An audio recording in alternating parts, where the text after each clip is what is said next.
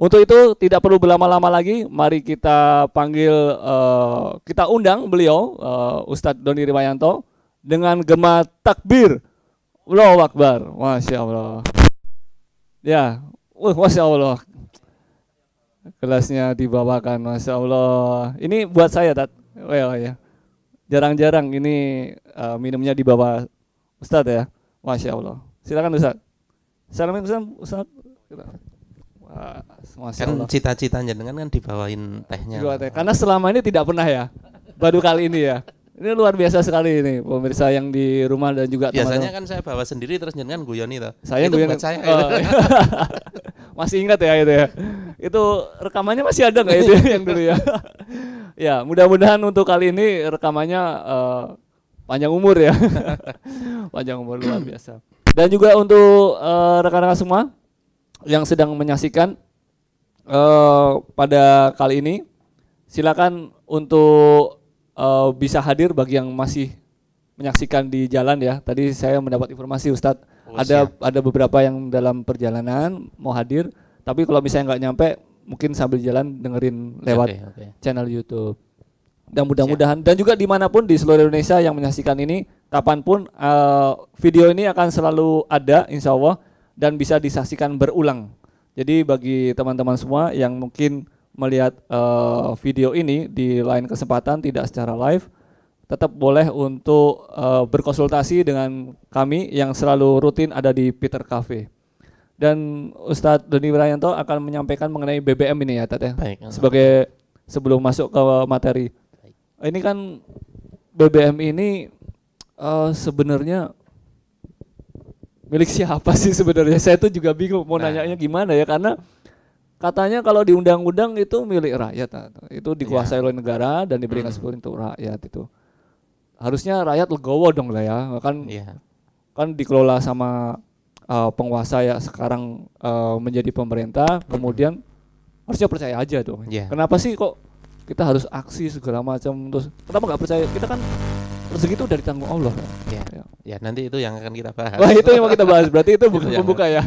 Gitu. Baiklah kalau gitu langsung aja ya Ustadz ya untuk menyampaikan materi insya Allah. Dan juga untuk teman-teman yang lain nanti silakan didengarkan, boleh dicatat dan boleh bertanya. Kita santai aja ya di sini. Silakan Ustadz. Siap, bismillahirrahmanirrahim. Assalamualaikum warahmatullahi wabarakatuh. Waalaikumsalam warahmatullahi wabarakatuh. Alhamdulillahirabbil alamin. Alhamdulillahilladzi arsala rasulahu bil huda wa dinil haq liyudhhirahu 'ala dini kulli walau karihal musyrikun walau karihal kafirun walau karihal munafiqun. Asyhadu an la ilaha illallah wa asyhadu anna Muhammadan abduhu wa rasuluh. Allahumma shalli wa sallim wa barik ala sayyidina Muhammad wa ala alihi wa ashabihi wa man ittabi'ahum bi ihsani ila yaumiddin.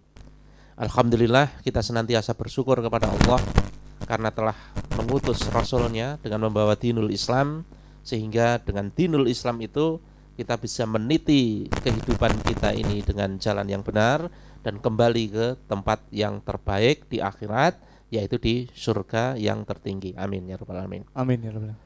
Shalawat serta salam mari kita senandungkan, kita kirimkan kepada beliau Nabi Agung Muhammad sallallahu alaihi wasallam, juga meluber kepada keluarganya, sahabatnya, tabi'in, tabi'in dan seluruh pengikutnya, dan semoga panjenengan semua, saya, kita, pemirsa yang ada di YouTube dan lain sebagainya, termasuk pengikut Rasul yang kelak akan mendapatkan syafaat di yaumil qiyamah. Amin ya rabbal alamin. Baik, teman-teman yang dirahmati Allah, kita akan membahas sesuatu yang sedang viral hari ini, ya, beberapa hari ini, tentang kenaikan harga BBM. Seperti kita tahu, seperti di layar kita lihat, Pertalite naik dari 7.650 ke 10.000, kemudian Pertamax dari 12.500 yang naik belum lama ya. Ya kalau Pertamax naik belum lama, dan berapa itu 9.000 sekian menjadi 12.500, kemudian sekarang menjadi 14.500, kemudian solar subsidi dari 5.150 menjadi 6.800-an. Kalau kurang lebih kita perkirakan kenaikan itu sekitar 30 ya. Kalau dari 7.000 ke 10.000 itu kan kurang lebih 30%. Nah, seperti diketahui teman-teman semua dan sudah mahfum sebenarnya, Kalau BBM naik itu semuanya ikut naik tentu saja. Kenapa? Karena BBM itu eh, elemen utama dari distribusi. Sementara semua barang itu perlu distribusi, bahkan jasa pun perlu distribusi kan gitu kan. Maka semua produk barang maupun jasa itu pasti naik. Jadi kalau ada ungkapan yang menyatakan bahwa subsidi, tapi nanti subsidi ini juga akan kita persoalkan ya, apakah memang benar subsidi atau tidak. Tetapi kita menggunakan terminologi standar dulu, apakah subsidi ini tidak tepat sasaran? Ya. Kan narasi yang dibangun kan begitu. Subsidi ini tidak tepat sasaran. Subsidi ini hanya dinikmati oleh orang-orang kaya. Itu kan alasan dari sebelum-sebelumnya ya, dari dulu begitu terus, alasannya sama. Begitu terus. Tetapi faktanya ketika itu dicabut, itu yang merasakan dampaknya justru bukan orang-orang kaya yang disebut itu. Orang kaya tentu saja terdampak gitu kan. Tentu terdampak. Tetapi artinya dampak yang menimpa orang-orang kaya itu tentu masih dalam space yang aman bagi mereka. Artinya kalau kendaraan jeglong gitu ya, itu kan ada peredam kejutnya yang cukup luas. Ada shocknya kan yang cukup luas. Tapi kalau kalangan menengah ke bawah, begitu naik BBM apalagi 30%, terus kemudian kebutuhan naik beraneka ragam. Saya pantau tadi siang itu kenaikan sayur mayur, kebutuhan pokok itu mulai dari 50 bahkan sampai 100%. Jadi walaupun kenaikan BBM-nya 30%, tetapi dampaknya kenaikannya itu bisa 50 sampai 100%. Kenapa demikian? Karena tentu saja ongkos transportasinya naiknya tidak terus serta-merta menjadi 30% kan. Bisa jadi 50%-nya kan begitu. Bisa lebih gitu. Bisa lebih gitu. Nah, otomatis yang sama-sama terdampak, orang yang ekonomi menengah ke atas itu terdampak tetapi masih dalam rentang yang bisa ditoleransi gitu kan. Sementara kalau menengah ke bawah ini benar-benar kerasa. Dengan penghasilan yang tidak meningkat, sementara BBM naik 30%, diikuti dengan kebutuhan yang naik 50, bahkan ada yang sampai 100%, itu tentu dampaknya luar biasa. Dan nanti dampak berikutnya tentu saja inflasi. Oke, itu realitas yang kita hadapi. Sekarang mari kita lihat bagaimana alasan yang diungkapkan oleh pemerintah. Di dalam liputan 6, mari kita lihat subsidi BBM, kata Jokowi, bengkak hingga 502 triliun rupiah. Katanya begitu. Perlu kita ingat, subsidi terhadap BBM sudah terlalu besar, dari 170 triliun rupiah, sekarang sudah 502 triliun rupiah. Negara manapun tidak akan kuat untuk menyangga subsidi sebesar itu. Itu sudah menjadi berita yang di mana-mana ya, baik di online, di offline maupun televisi. Begitu juga yang diungkapkan oleh Menteri Keuangan Sri Mulyani. Pemerintah telah mengalokasikan 502,4 triliun untuk biaya subsidi kompensasi bahan bakar minyak. Mereka bilangnya begitu, bahwa 502 triliun itu untuk subsidi minyak. Tetapi apakah betul 502 triliun itu untuk minyak? Mari kita lihat. Saya cek di bisnis.com tertanggal 16 Agustus 2022. Bulan kemarin ya. Pertengahan bulan kemarin. Kalau ini naik kan tanggal 3 ya. Iya. Berarti sekitar setengah bulanan sebelum naik. Seperti diberitakan di dalam bisnis.com, diberitakan bahwa APBN 2022 surplus. Surplusnya itu sekitar 100 berapa triliun itu? 102 triliun atau berapa. Kemudian dengan bangga Jokowi memamerkan bahwa pemerintah bisa memberi subsidi energi loh ya, 502 triliun. Itu di bisnis.com. Nah, berarti apa? Yang 502 triliun itu bukan subsidi BBM, tetapi subsidi energi. Artinya energi itu kan tidak cuma BBM. Ya ada beberapa. Ada LPG, gas, ada listrik, ya. ada macam-macam. Nah, nanti mari kita lihat 502 itu nanti apa saja. Artinya kalau membuat narasi bahwa kita sudah sangat keberatan subsidi kita terhadap BBM itu 502 triliun. Itu tidak begitu gitu. Bahwa 502 triliun itu ada rencana subsidi segitu, itu betul, tetapi itu bukan BBM, tetapi energi secara keseluruhan. Nah, yang 502 triliun itu apa? 502,4 triliun itu apa? Subsidi energi secara keseluruhan sudah saya katakan tadi, dan tidak cuma subsidi, tapi kompensasi. Apa bedanya subsidi dan kompensasi? Kompensasi itu kalau kita lihat kan kenaikan BBM itu kan tidak cuma sekarang. Beberapa waktu lalu kan juga ada kenaikan. Nah, kenaikan ini kan dikompensasi. Kenaikan dari yang lalu itu dikompensasi. Nah, 502 triliun itu gabungan dari itu. Gabungan dari subsidi yang sekarang dan kompensasi atas kemarin. Kan nanti kenaikan hari ini kan juga katanya ada kompensasi juga. Kompensasi bansos atas kenaikan. Nah, yang 502 triliun itu subsidi energi secara keseluruhan plus kompensasi. Kalau kita lihat secara detail, mari kita lihat dari CNN ini, rincian alokasi subsidi energi yang 502,4 triliun tadi, subsidi energinya itu 208,9 triliun. Kemudian kompensasinya 234,6 triliun. 108,4-nya kekurangan kompensasi energi yang belum disalurkan. Artinya 502 triliun itu bukan yuk gelundungan segitu gitu. Tetapi ada pembagian-pembagian.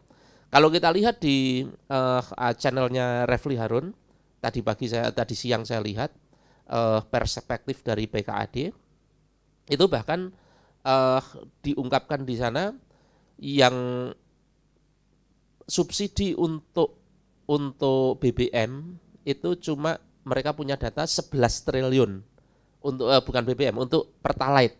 Untuk Pertalite itu cuma 11 triliun, gitu ya. Jadi narasi tentang 502 triliun itu sebenarnya bombastis kalau itu dikatakan subsidi BBM, karena itu subsidi energi secara keseluruhan. Berarti angkanya perlu dipertanyakan ya itu ya? Ya, tapi memang betul, maksudnya begini, dari APBN itu memang keluar angka itu, bahwa kita tahun 2022 itu akan mengeluarkan subsidi energi sejumlah 502 triliun. Namanya RAPBN itu tentu saja berjalan gitu. Bukan terus 502 triliun sudah keluar mak gelundung bertahap, itu belum. Bercicil ya. Ini sedang dalam proses gitu. Nah, prosesnya itu tadi sudah kita lihat. Nah, persoalannya sekarang kita perlu menanyakan lagi apa yang disebut subsidi. Maksudnya begini, kalau misalnya kan banyak yang bilang begini, bahwa ada harga real dijual dan harga yang mereka sebut sebagai harga keekonomian. Mari kita lihat di sini, di data ini. Pertalite yang waktu itu dijual 7.650, itu konon harga keekonomiannya adalah 4.450. Nah, berarti dengan seperti itu pemerintah itu mengatakan kalau harganya 7.650, pemerintah itu perlu memberi subsidi 6.800. Ya. Nah, persoalannya 14.460 yang harga keekonomian itu apa sih yang disebut harga keekonomian itu? Iya. Gitu kan. Harga keekonomian itu maksudnya apa? Apakah HPP? Iya. Kan bukan. Mereka tidak pernah menyebutkan HPP kan. Iya. Nah, kalau yang disebut subsidi real itu berarti kan HPP. Misalnya begini. HPP kami itu 10.000, terus dijual 7.000, maka kami rugi 3.000 kan gitu. Iya. Tetapi ini tidak dari HPP. Tapi dari harga keekonomian. Itu nggak ada di waktu zaman kuliah itu. Nggak ada. Harga keekonomian nggak ada. Nggak ada ya. Nah, harga keekonomian itu apa? Harga keekonomian itu adalah harga pasaran. Ya. Harga pasaran misalnya Pertalite itu RON berapa 90 ya. Pasar global maksudnya ya. Pasar global. Maksudnya kan perusahaan minyak itu kan tidak cuma Pertamina kan, ada Shell, ada Petronas, ada Vivo kemarin yang sedang viral karena murah itu kan. Itu kan masing-masing punya produk dengan RON yang sama. Misalnya ada 92, ada yang 89, ada yang 90.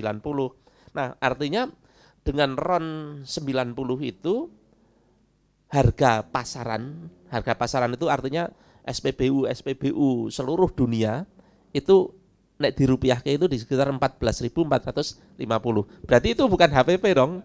Kalau kemudian dikatakan kami mensubsidi 6.800 kok dihitung dari itu kan sesuatu yang bukan real, tetapi artinya gini, harusnya kami menjual segitu dan punya potensi keuntungan segitu, tetapi kami tidak menjual segitu, kan begitu. Bukan berarti HPP yang kemudian mereka tomboi, kan begitu.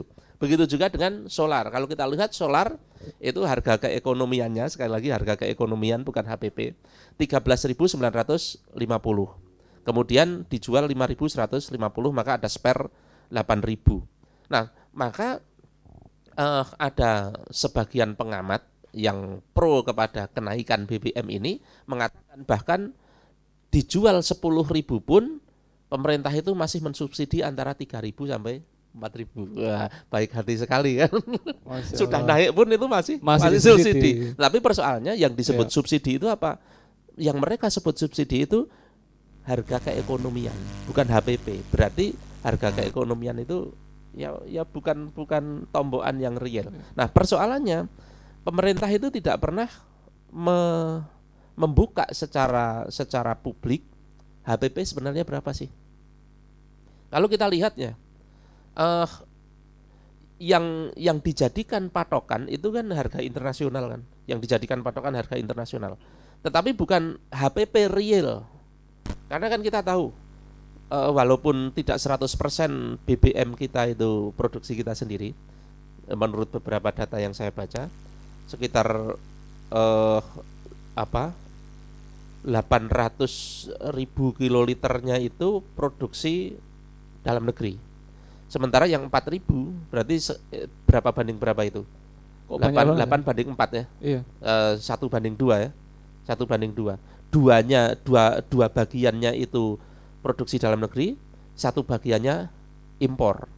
Nah, persoalannya impor ini juga perlu kita pertanyakan. Impor dari mana? Impor dari Singapura. Sementara Singapura nggak punya ladang minyak. Impor dari mana? Iya. Nah, ini lebih aneh lagi kalau bahas ini.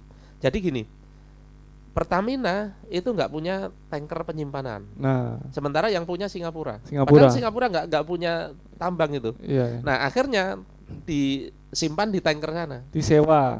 Iya. Nah, itu jadi impor. Iya. Sesuatu yang lucu kan. Nah, itu. Nah, sekarang begini. Kalau memang 2 bagiannya itu produksi dalam negeri, kemudian 1 bagiannya itu impor. Kalaupun mau disejajarkan dengan harga internasional, berarti yang disejajarkan yang 1 bagian ini, bukan 3 bagiannya terus kemudian disejajarkan kan?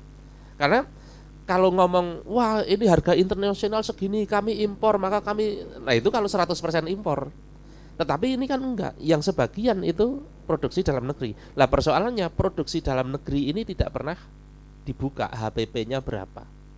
Nah, kalau di teman-teman PKAD itu kemarin sudah membuat PKAD itu Pusat Kajian dan Analisis Data, teman-teman di Jakarta.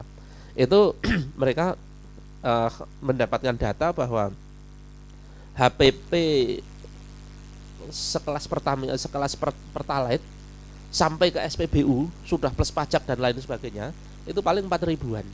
Itu data mereka ya. Saya tidak tahu. Itu data mereka. Karena itu produksi dalam negeri. Artinya kalau kemudian dijual 10.000, ya tomboknya di mana? Subsidinya di mana kan gitu. Oke. Gitu ya. Jadi soal subsidi berapa ini sebenarnya bagi kita goib.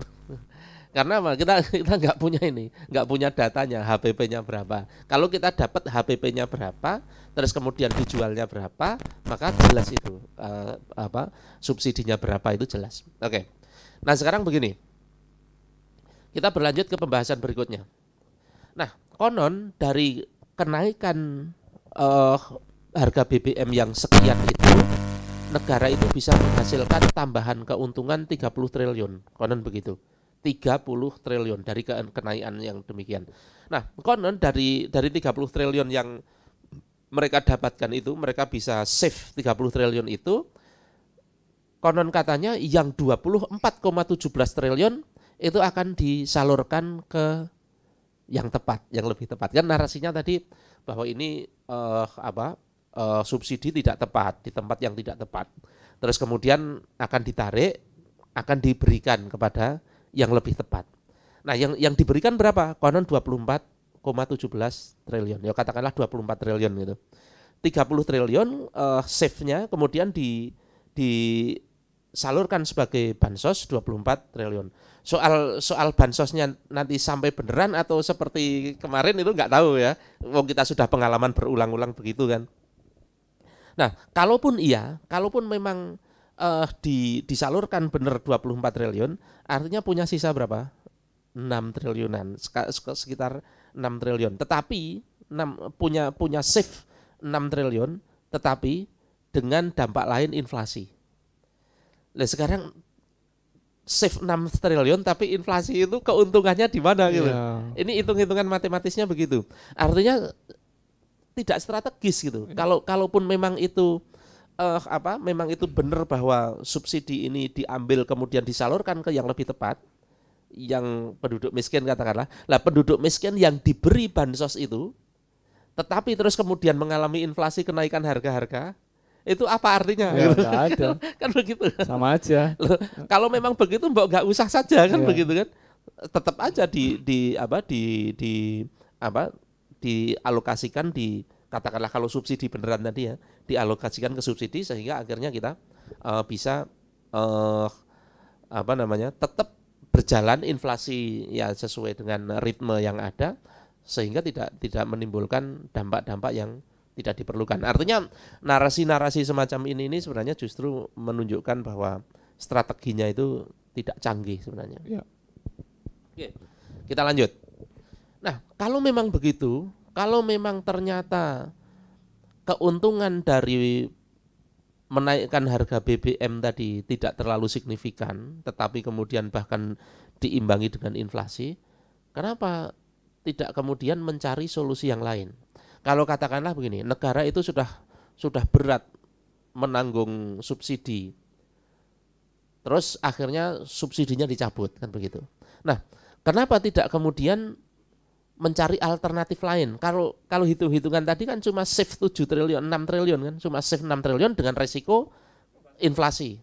Loh, kenapa enggak cari solusi lain? Misalnya, biaya IKN, pembangunan ibu kota negara yang baru, yang 466 triliun itu, mengapa tidak dihentikan saja? Nah, itu. Lah kalau memang negara ini tombok, ya mendingan rencana IKN tutup saja. Selesai ya. Selesai. Dana yang tadi harusnya kekurangan tadi kan diarahkan ke situ. Dan ternyata tidak cuma IKN kan. Misalnya apa lagi? Kereta cepat. Jakarta Bandung. Jakarta Bandung berapa? 114,24 triliun. Itu mangkrak itu kan. Mangkrak. Ya. Sementara apa? BBM itu langsung berdampak ke seluruh rakyat. Kalau misalnya IKN maupun kereta cepat tadi benar-benar terrealisasi, itu manfaat ke rakyat apa sih? Misalnya kereta cepat Jakarta Bandung, yang menikmati siapa sih? Ya paling banter orang Jakarta dan orang Bandung, gitu kan. Sementara kalau subsidi BBM yang dicabut, itu yang kerasa rakyat seluruh Indonesia. Kenapa bukan itu saja yang terus kemudian di-cancel?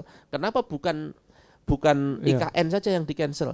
Kita belum ngomong soal kenapa tidak ngejar koruptor-koruptor. Nah. Kenapa tidak ngejar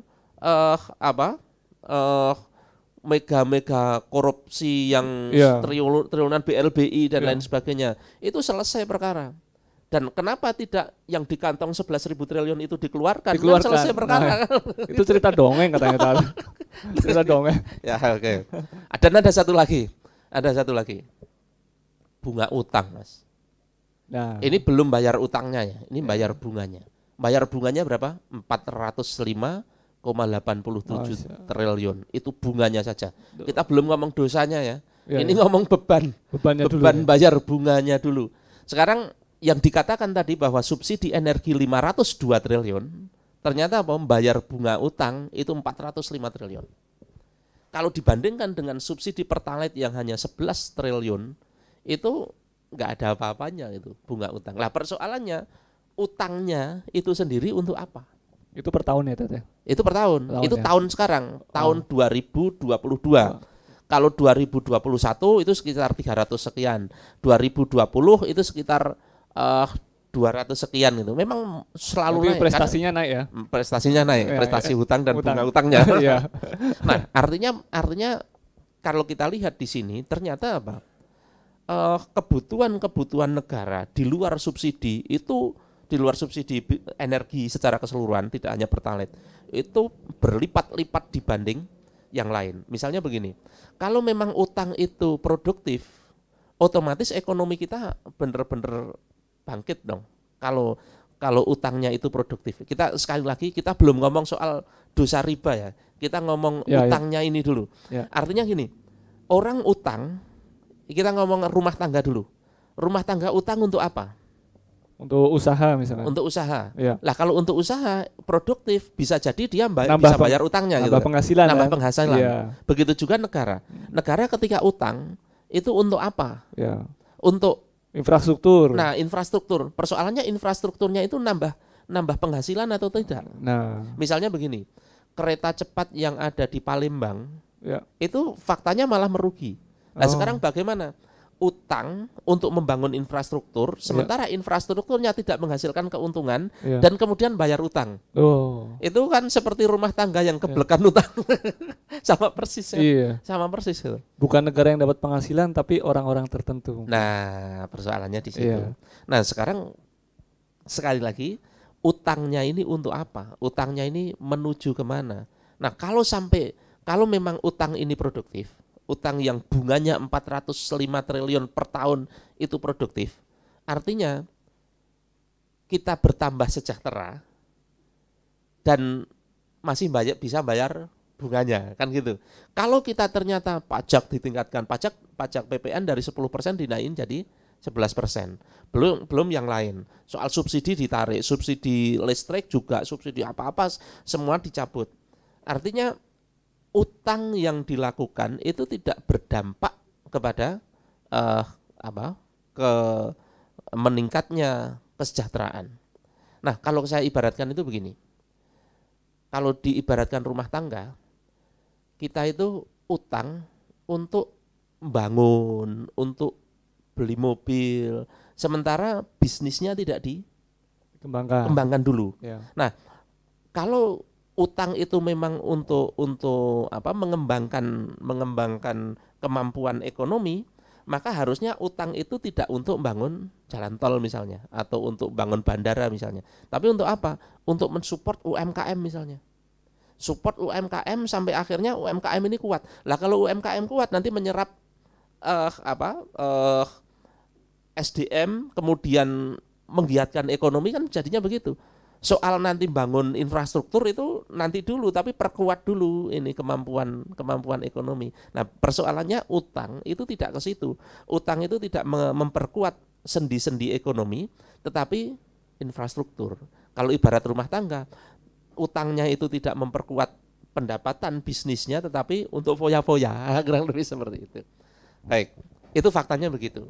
Jadi artinya yang menggerogoti kita itu tidak hanya subsidi BBM, tetapi ada bunga utang, ada pembangunan IKN, ada proyek-proyek mercusuar yang tidak membawa keuntungan dan lain sebagainya. Baik, kita lanjut ke pembahasan berikutnya.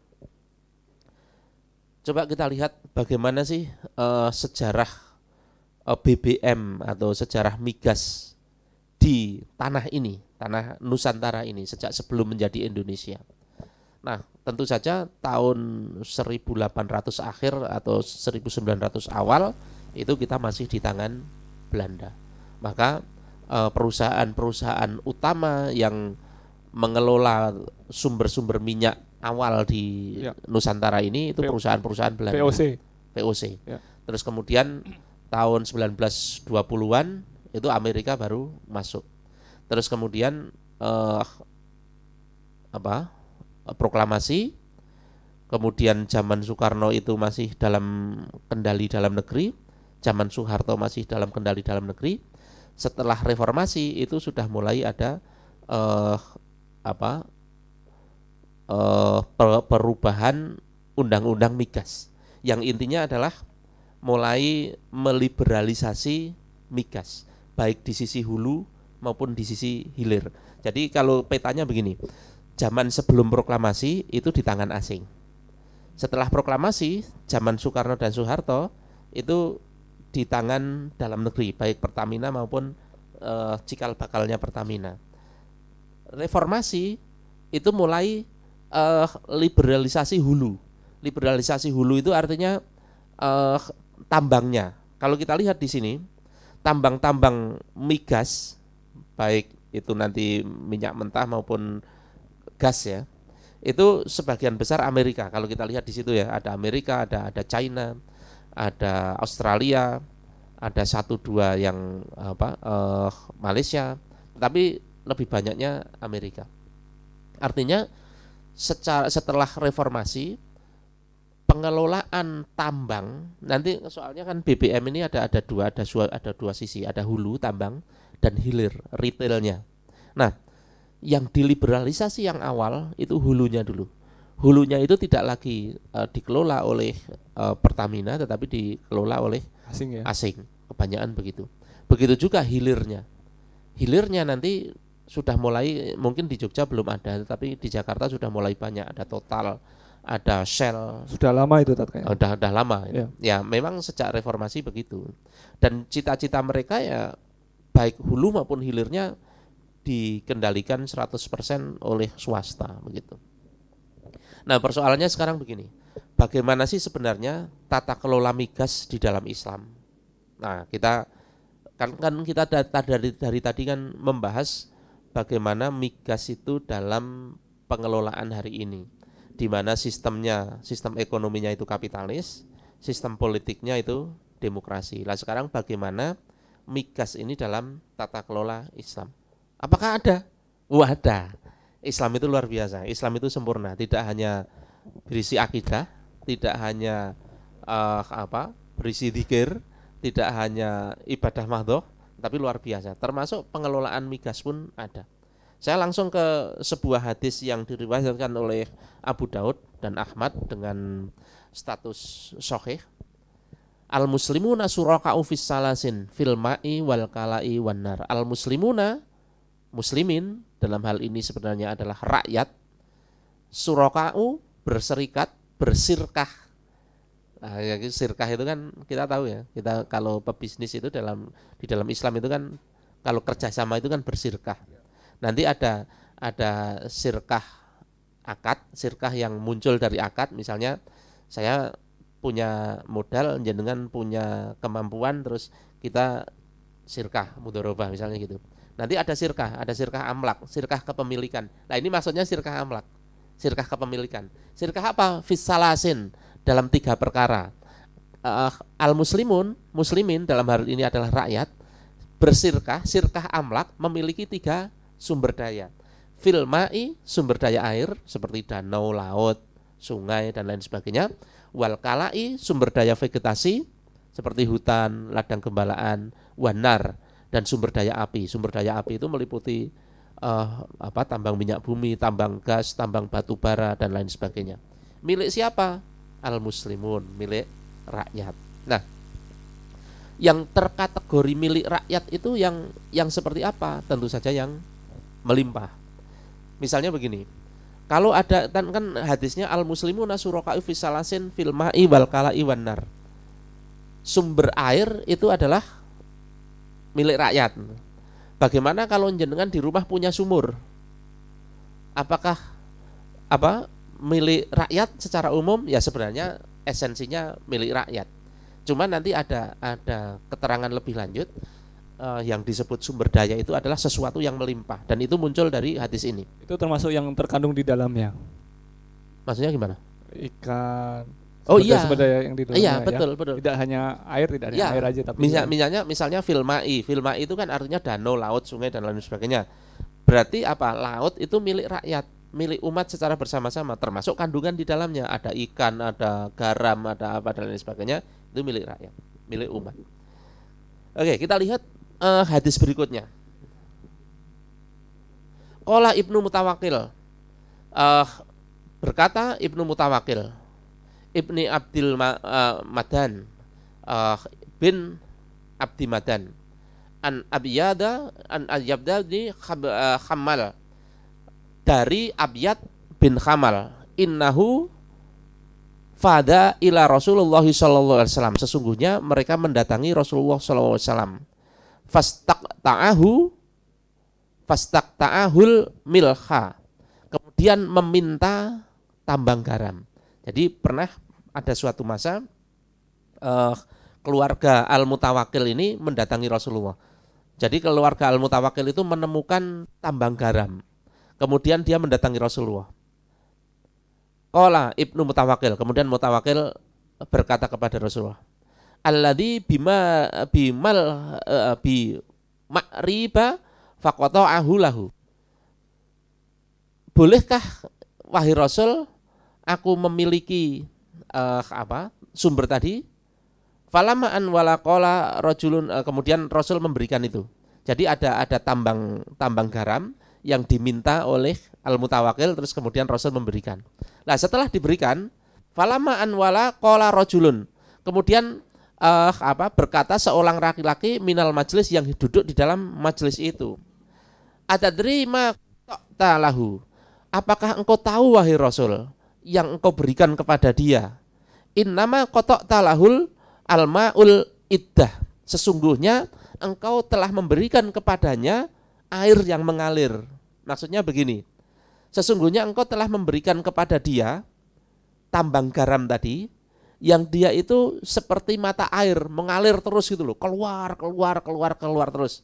Qala fantaza'a minhu, kemudian berkata beliau menarik kembali tambang itu dari dia. Jadi dari hadis ini kita bisa melihat bahwa sesuatu yang melimpah, sebuah sumber daya alam yang hasilnya melimpah ruah, keluar terus gitu, itu tidak boleh dimiliki secara individu. Karena begini, Rasul itu ada hukum fikih yang memerintahkan kepada kita, kalau kita sudah memberikan sesuatu itu tidak boleh menariknya kembali. Misalnya saya memberikan kepada jenengan sebuah sepeda motor gitu kan. Wes Mas, ini hibah kepada jenengan. Terus tiga hari kemudian, Mas saya nggak jadi hibah, itu nggak bisa. Nggak boleh ditarik lagi, boleh. Sudah diserahkan. Iya. Kecuali jenengan nyoh tak belekke, nah itu beda urusan. Iya. Tetapi kalau saya meminta kembali itu sudah tidak bisa. Lah, ini persoalannya Rasul memberikan tambang garam tadi, kemudian Rasul meminta kembali. Oh, iya. Berarti apa? Itu adalah sesuatu yang tidak boleh diberikan. Iya. Kan indikatornya itu. Karena kalau memang sesuatu yang boleh diberikan, Rasul tidak mungkin akan menarik kembali pemberian itu. Ya. Karena menarik kembali pemberian itu adalah menyalahi syariat. Berarti bukan hibah itu. Bukan. Ya. Bukan. Kalau ditarik kembali, itu tandanya bahwa pemberian ini adalah menyalahi syariat itu. Memberikan tambang garam yang keluar terus-menerus itu menyalahi syariat. Oh. Nah, ini menjadi hukum bahwa tambang yang seperti air, api, vegetasi, termasuk tambang garam di dalamnya, kemudian dia keluar secara melimpah, itu tidak boleh dimiliki individu, termasuk kelompok. Artinya individu itu swasta. Ya. Kalau tadi kan hadis yang pertama kan al-muslimun, milik bersama, milik rakyat. Tidak boleh dimiliki seorang individu atau 2-3 orang individu. Ya. Kalau di dalam bahasa modern ya tidak boleh milik swasta. Ya. Gitu. Intinya begitu. Berarti termasuk sumber daya minyak BBM itu tidak boleh dimiliki swasta. Ya. Nah, sekarang persoalannya bagaimana dengan hulu kita? Dimiliki siapa sekarang? Nah, menarik itu. Nah, kan faktanya begitu. Iya. Faktanya sebagian ada yang dimiliki Amerika. Amerika tentu saja Iya. jelas bukan kita kan. Iya, bukan rakyat ya. Bukan rakyat. Pertamina juga Katanya sih katanya milik rakyat, Iya. BUMN, badan usaha milik Iya. negara. Tetapi ketika dia mengatakan bahwa subsidi ini membebani negara, berarti artinya ini bukan milik rakyat. karena rakyat jadi beban ya. Nah, rakyat jadi beban. Oh. Kan begini. Kalau memang dia milik rakyat, maka kalau ada keuntungan terus keuntungan itu diberikan untuk rakyat, ya wajar dong. Wajar. Tetapi kalau ada keuntungan terus kemudian diberikan rakyat kok itu menjadi beban, artinya rakyat itu di sini dianggap sebagai beban gitu. Iya. Berarti yang tidak beban siapa? Kan begitu kan.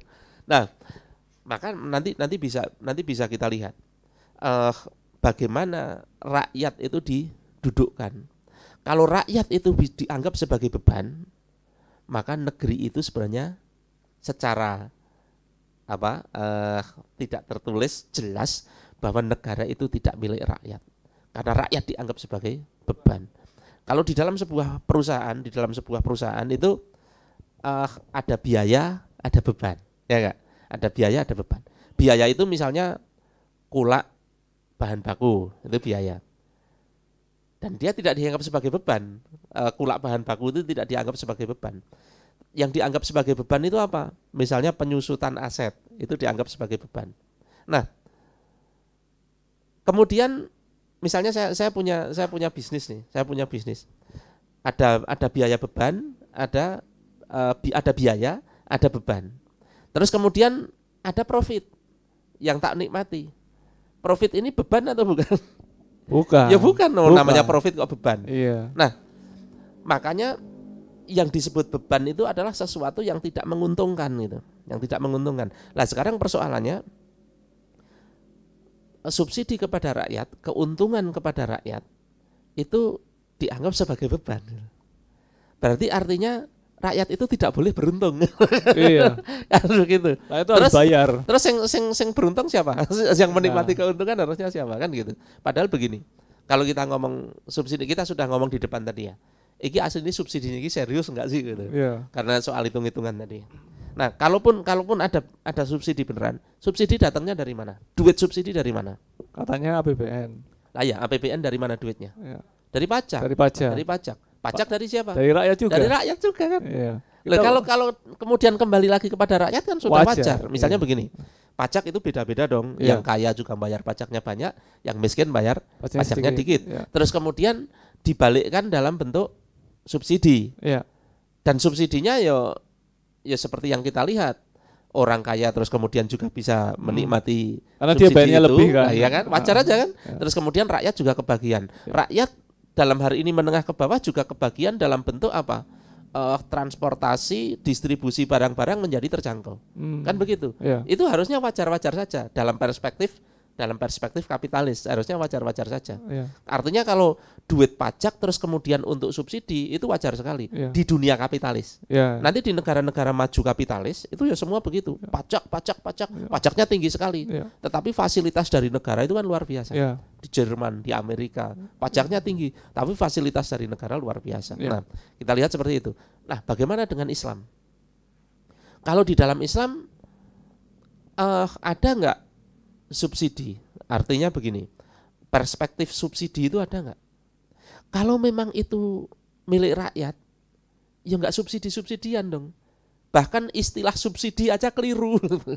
Ya bukan subsidi, wong itu memang milik rakyat kok subsidi. Ya memang milik dia, kan begitu. Oke.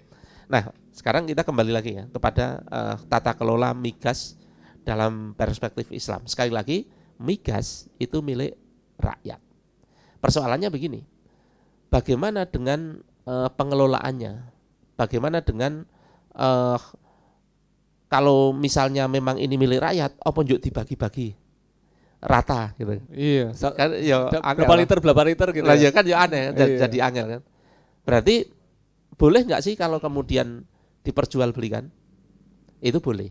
Diperjualbelikan boleh. Karena tadi kalau tidak diperjualbelikan, otomatis keadilannya di mana? Baginya harus rata.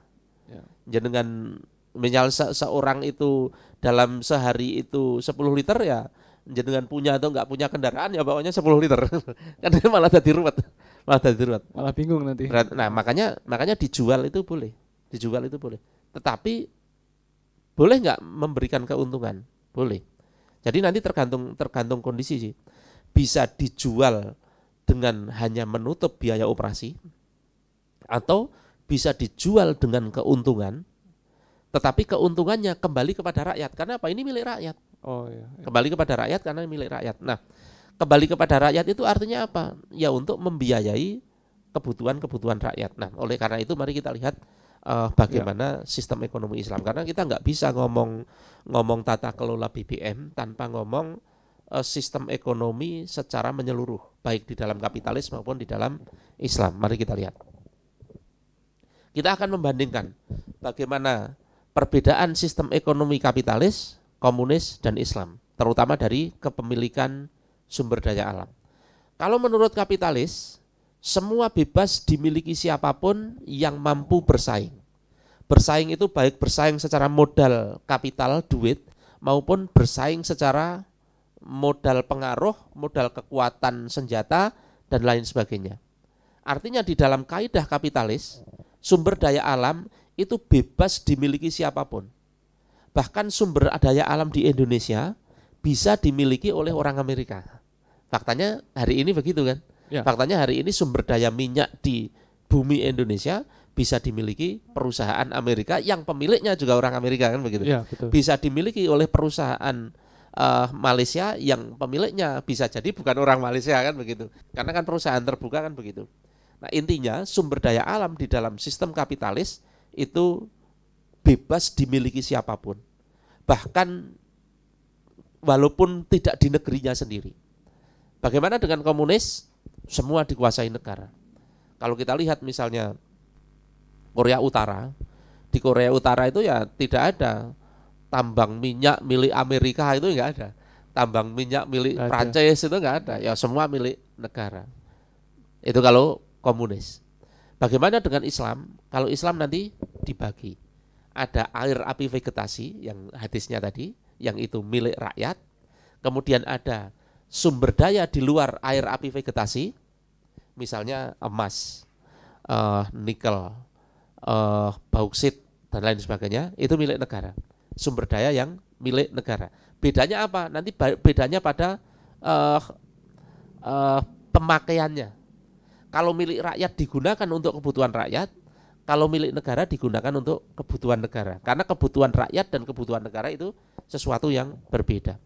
Terus bagaimana dengan individu? Di dalam Islam, pribadi-pribadi, panjenengan-panjenengan semua, bisa melakukan bisnis di luar itu. Di luar air api vegetasi dan di luar sumber daya yang melimpah seperti di dalam hadis tentang garam tadi. Misalnya jenengan akan punya bisnis fashion, mau punya bisnis kuliner, mau bikin bisnis kopi, mau bikin bisnis panahan, itu bebas, boleh. Kalau di dalam komunis beda. Jenengan nggak bisa bikin bisnis panahan di Korea Utara itu nggak bisa. Nggak bisa. Gitu. Bedanya itu. Sekali lagi kalau di komunis itu semua dikuasai negara, kalau di kapitalis semua bebas, bisa dimiliki siapapun. Kalau di dalam Islam ada aturan, kategori. Ada harta-harta yang boleh dimiliki pribadi, ada harta-harta yang hanya boleh dimiliki rakyat secara bersama, yaitu air api vegetasi tadi, dan ada harta-harta yang memang khusus milik negara. Oke.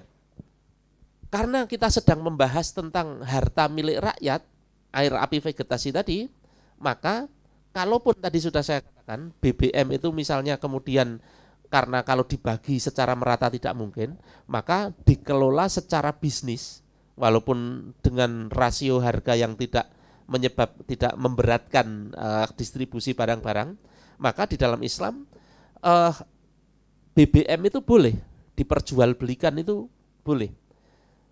Nah, persoalannya keuntungannya di mana? Keuntungannya didapat oleh siapa? Kalau di dalam kapitalis, keuntungannya diperoleh oleh si pemilik perusahaan tadi, si perusahaan swasta.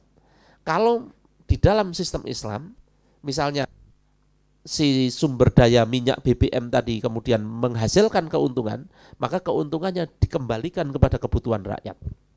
Nanti kebutuhan rakyat itu ada 6, kebutuhan pokok rakyat itu ada 6. Ada sandang, pangan, papan, ada kesehatan, pendidikan, keamanan. Yang 6 ini nanti dibagi 2. Yang sandang, pangan, papan ini defaultnya urusan pribadi. Kalau kesehatan, pendidikan, keamanan itu defaultnya urusan bersama. Bedanya apa? Kalau urusan pribadi itu yang memenuhi sendiri-sendiri misalnya. Sandang pangan papane jenengan dan keluarga jenengan itu ya tanggung jawab jenengan sendiri. Jenengan silahkan bisnis, silahkan kerja untuk memenuhi anak istri. Memang begitu.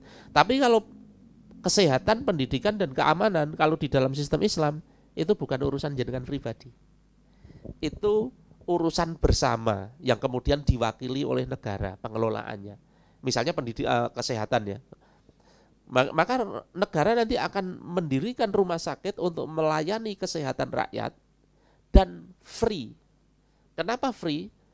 Karena punya harta, rakyat punya harta, air, api, vegetasi tadi.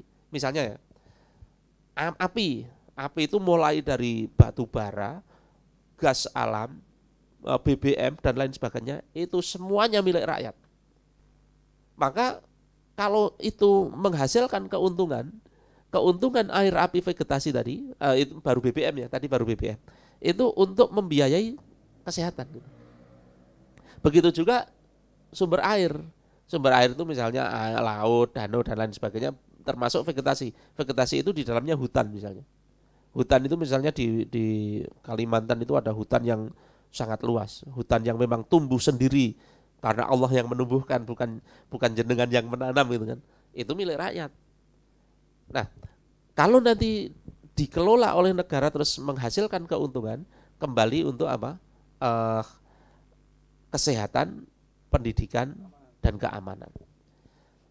Lah, bagaimana dengan kapitalis? Karena kapitalis tadi semua sumber daya sudah dimiliki swasta. Maka seluruh kebutuhan pribadi ditanggung pribadi, baik sandang, pangan, papan, kesehatan, pendidikan maupun keamanan di dalam sistem kapitalis semua ditanggung pribadi. Kalau Islam kan tadi dibagi, sandang, pangan, papan itu pribadi, pendidikan, kesehatan, keamanan itu tanggungan bersama. Kalau di dalam kapitalis semua tanggungan pribadi. Maka di dalam negara kapitalis nanti kesehatan itu juga bayar. Sak mentok-mentoke itu asuransi. Sak mentok-mentoke lagi asuransi yang dikelola oleh negara. BPJS. Jenengan bayar premi. Mirip ya. Ya memang begitu. Jenengan bayar premi, terus kemudian dari premi itu diolah untuk memberi jaminan. Jadi itu bukan kemudian rakyat mendapatkan pelayanan, tetapi rakyat memang membayar, faktanya membayar premi. Sakit nggak sakit bayar kok. Justru nek nggak sakit malah boros toh, bayar terus padahal nggak pernah sakit gitu. Nah, kalau di dalam Islam nggak begitu, tidak ada premi. Karena apa? Sudah punya air, api, vegetasi yang milik rakyat. Bagaimana dengan komunis ya? Komunis tentu saja semuanya ditanggung negara. Baik kesehatan, pendidikan, bahkan rumah sekalipun ya dikasih namanya komunis. Cuma di komunis itu kamu nggak boleh ngapa-ngapain. Usul nggak boleh, ngomong nggak boleh, punya bisnis nggak boleh. Pokoknya kayak piaraan itulah, kayak kucing terus pokoknya dikasih. Kucingnya mendingan masih bisa ngapa-ngapain. Itu sandang pangan papan juga dikasih. Iya, dipenuhi. Dipenuhi ya. Dia kerja. Rakyat itu kerja kepada negara. Kemudian negara memberi gaji secara sama rata sama rasa. Kan filosofinya kapitalis komunis itu kan untuk menyamaratakan biar tidak terjadi kesenjangan seperti kapitalis kan. Iya. Maka semua rakyat itu kerja kepada negara dan digaji sama rata sama rasa. Harapannya apa? Tidak ada kesenjangan sosial. Tapi faktanya ada tetap. Iya. Antara pejabat negara dengan rakyat. Nanti pejabat negaranya kaya raya seperti yang di Korea Utara dan rakyatnya miskin luar biasa. Jadi sebenarnya komunis itu juga tidak menyelesaikan masalah. Komunis itu hanya memindahkan kasta tertingginya kepada penguasa negara. Kalau di Hindu kan kasta tertingginya Brahmana. Kalau di dalam Eropa abad pertengahan kasta tertingginya pendeta. Kalau di kapitalis, kasta tertingginya pemilik modal. Cuma geser itu saja, cuma geser kasta tertingginya. Di komunis, kasta tertingginya apa? Penguasa. Cuma geser-geser. Tapi kalau di Islam nanti tidak begitu. Tidak ada kasta-kastaan di dalam Islam. Ya, bahkan penguasa itu pun, penguasa negara itu pun, itu tidak punya wewenang 100%. Karena yang punya wewenang 100% itu syariat yang memang sudah diturunkan, Al-Quran dan Sunnah. Maka khalifah itu berkuasa apapun, dia tidak bisa totaliter, tidak bisa otoriter. Kenapa? Ada syariat yang itu memang sudah mafhum dipahami oleh semua rakyat. Oke, kita kembali ke sini. Biaya kebutuhan negara sekarang. Sekarang biaya tadi kan kebutuhan rakyat kan. Soalnya kenapa saya sampaikan kebutuhan negara di sini? Karena tadi ada harta milik rakyat, ada harta milik negara. Kalau harta milik rakyat berarti digunakan untuk kebutuhan rakyat, kesehatan, pendidikan, keamanan tadi. Kemudian kalau ada sumber daya selain air, api, vegetasi, maka digunakan apa? Digunakan untuk kebutuhan negara. Kebutuhan negara itu apa? Kebutuhan negara yang misalnya gaji pegawai, beli alutsista, membiayai perang, membiayai politik luar negeri, dan lain sebagainya. Itu dari mana? Dari harta yang milik negara. Kalau itu dari sumber daya. Nanti masih banyak sebenarnya di dalam Islam. Harta selain sumber daya alam, masih ada beberapa yang lain. Bagaimana dengan negara kapitalis? Di negara kapitalis, negara dibiayai pakai apa? Karena sumber dayanya semua sudah dimiliki swasta, maka ditanggung dengan pajak. Maka seperti kita, Indonesia, itu lebih dari 80% pendapatan negara itu dari pajak. Kenapa demikian? Karena sumber dayanya sudah diserahkan kepada swasta. Nah, maka biaya negara seperti bayar bunga utang tadi, bayar pegawai, bayar PNS, bayar aparat dan lain sebagainya itu dari pajak. Maka kita bisa ngomong begini sebenarnya. Kalian wahai para pejabat, kalian wahai para aparat, itu yang bayar kami. Enggak usah gaya yang bayar kami, pajak kami. Nanti kalau di sistem Islam beda lagi, yang bayar bukan rakyat, ada urusannya sendiri. Nah, kalau di dalam kapitalis yang bayar pajak. Kalau kemudian pajak itu sudah habis untuk membayar pegawai, untuk kebutuhan-kebutuhan yang mendesak, terus mau bangun, pakai apa? Pakai utang. Akhirnya begitu. Maka nanti negara-negara kapitalis bahkan sekelas Amerika pun itu pasti utang. Pasti utang. Karena apa? Sekelas Amerika pun mereka itu tidak punya harta. Wong hartanya sudah diserahkan ke pemilik ke kapitalis semua kok, ke swasta semua. Maka sekelas Amerika pun nanti membangun itu ya utang. Nah, utangnya kemana?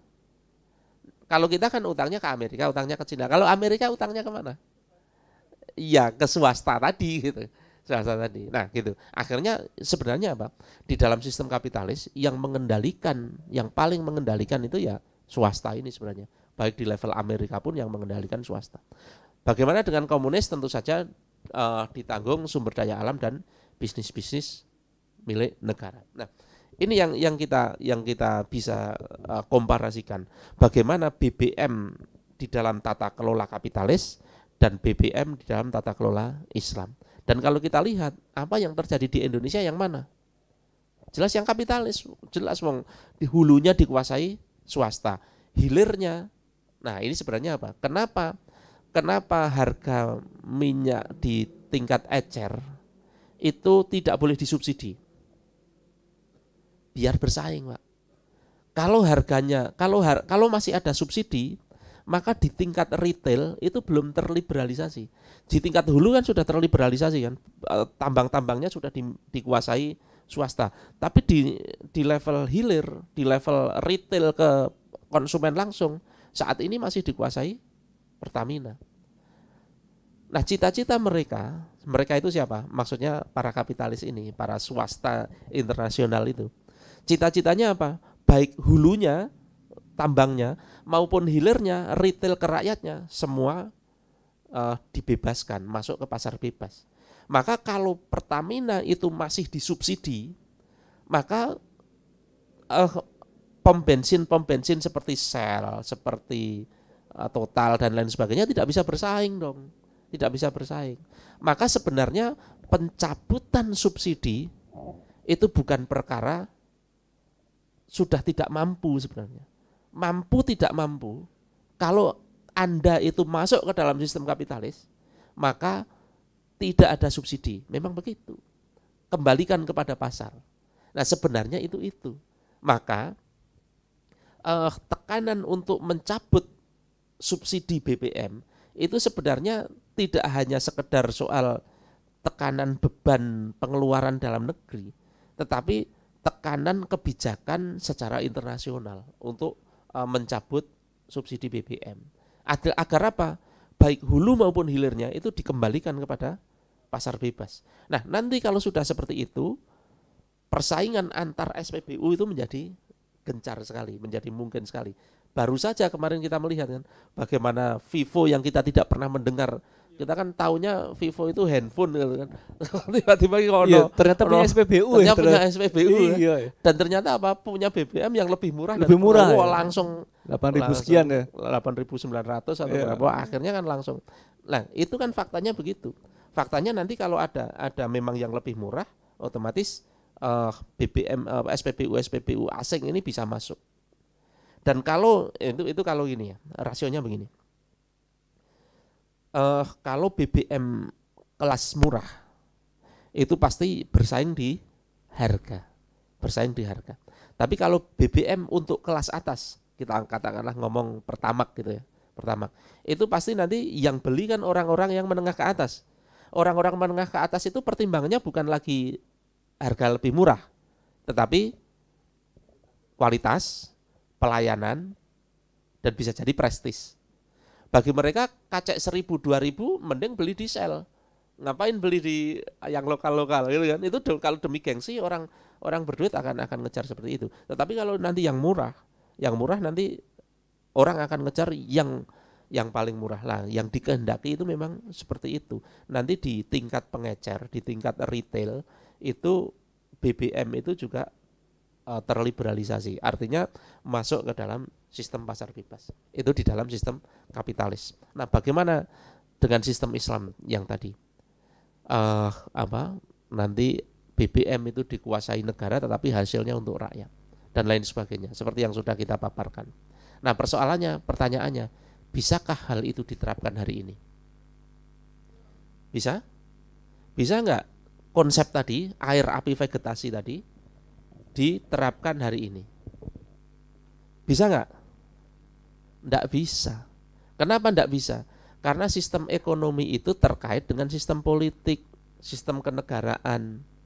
Peradaban kapitalis yang bentuknya adalah demokrasi, peradaban komunis yang bentuknya adalah totalitarian, peradaban Islam, pemerintahannya namanya khilafah, itu satu paket dengan sistem ekonominya. Bentuk negara demokrasi, ini kok pemimpinnya ya, standar keabsahannya ini tidak tak terangkan. Nah, demokrasi itu apa? Pintu masuk dari ekonomi kapitalis. Maka jenengan akan mimpi kalau pengen menerapkan sistem ekonomi Islam di dalam sistem demokrasi. Itu mimpi. Beda pintu, beda kamar itu. Beda pintu, beda kamar. Karena dengan demokrasi itulah hukum-hukum BBM tadi bisa hukum-hukum migas itu bisa diatur sekemauan mereka. Kalau di dalam Islam, sistem Islam itu hukumnya ya sudah begitu gitu. Berarti yang mengenai pasal 33 bumi dan air yang terkandung di dalamnya dikuasai negara itu hanya di atas kertas saja ya? Di atas kertas, faktanya tidak. Tidak bisa dijalankan ya? Faktanya tidak bisa, kita lihat aja, memang dimiliki rakyat. Wong subsidi aja dibilang beban kok milik rakyat kan begitu. Maka jawabannya apa? Sistem ekonomi Islam yang tadi indah tadi tidak mungkin diterapkan kalau sistem negaranya, sistem pemerintahannya masih sekuler demokrasi. Karena itu ibaratnya itu satu paket itu. Maka kalau sistem ekonomi Islam itu mau diterapkan ya satu paket dengan sistem pemerintahannya. Seperti halnya juga komunis. Mau menerapkan sistem ekonomi komunis, ya pemerintahannya komunis dong gitu. Mana ada ekonomi komunis terus pemerintahannya kan nggak mungkin. Karena itu satu paket. Oke, gitu ya. Maka untuk menerapkan itu tidak bisa hanya di sisi ekonominya saja, harus total. Sebagai penutup, bagaimana cara muslimin bersikap? Oke, bagaimana cara muslimin bersikap? Kita pernah mendapatkan meme yang viral itu. Apa? Munine gimana, Mas? Meme tentang apa? Kenaikan BBM. Tugas kita cuma beribadah mahdhoh kepada Allah, berzikir. Andekan 1 butir gandum itu harganya 1 dinar, aku tidak peduli. Tidak peduli. Karena tugasku hanya beribadah. Rezeki sudah ada yang mengatur. Pertanyaan saya, apakah benar rezeki sudah ada yang mengatur? Benar. Siapa yang bilang salah? Rezeki sudah ada yang mengatur. Kita khawatir dengan kenaikan BBM? Secara rezeki? Enggak. Secara rezeki kita enggak khawatir. Karena secara akidah memang kita diajarkan begitu. Mau naik berapapun, itu pasti jenengan itu kebutuhannya dicukupi oleh Allah. Tentu saja dengan ikhtiar. Ya. Selama jenengan itu ikhtiar, rezeki itu pasti akan diberikan oleh Allah. Dan itu jelas ayatnya. Misalnya di dalam ayatnya banyak. Misalnya salah satunya At-Tolak ayat 3.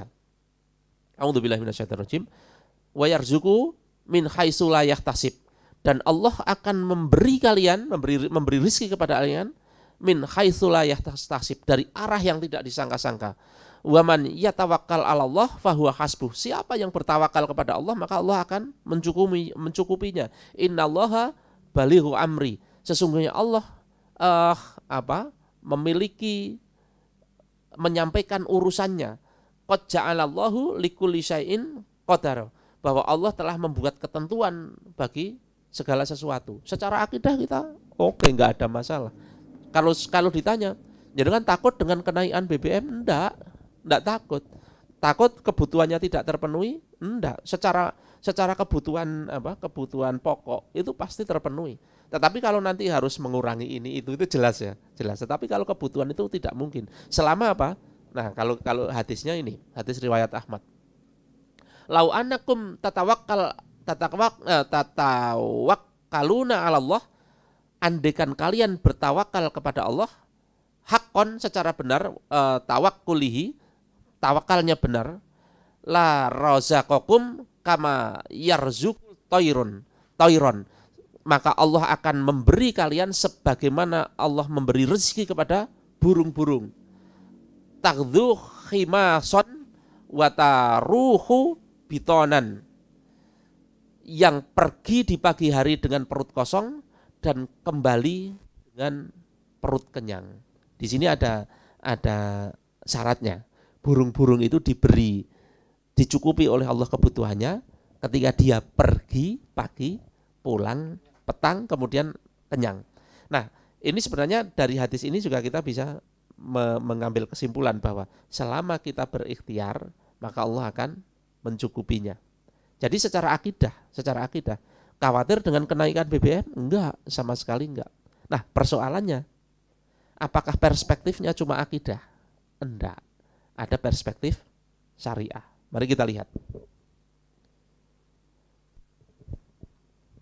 An Abi Sa'id Khudri, dari Abu Sa'id bin Khudri radhiyallahu an, qala, dia berkata, sami'tu Rasulullah sallallahu alaihi wasallam yaqulu, aku telah mendengar dari Rasulullah sallallahu alaihi wasallam, man ra'a minkum munkaron falyughayyir biyadihi. Man ra'a minkum, barang siapa di antara kalian melihat munkaron, kemungkaran. Kemungkaran itu definisinya apa? Ketika ada hukum Allah tidak dijalankan, itu kemungkaran. Falyughayyir biyadihi. Lah persoalannya, tata kelola migas tadi dengan sistem kapitalis itu kemungkaran atau bukan? Kemungkaran itu. Jelas kemungkaran. Mau naik mau nggak naik itu kalau tata kelolanya pakai kapitalis itu jelas kemungkaran itu. Apakah perintahnya diam? Tidak. Fal yughayyir biyadihi. Ubahlah dengan tanganmu. Dengan tangan itu artinya apa? Tangan kekuasaan.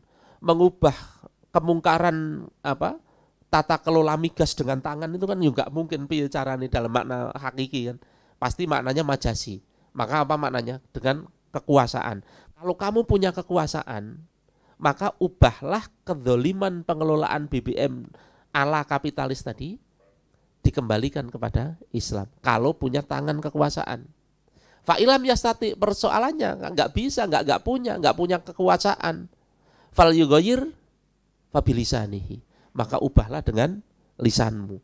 Nah, dengan lisan itu maksudnya apa? Ya ngomong gitu. Ada kedzaliman tata kelola BBM ala kapitalis yang menyengsarakan rakyat, kok nggak ngomong, kok cuma bersabar.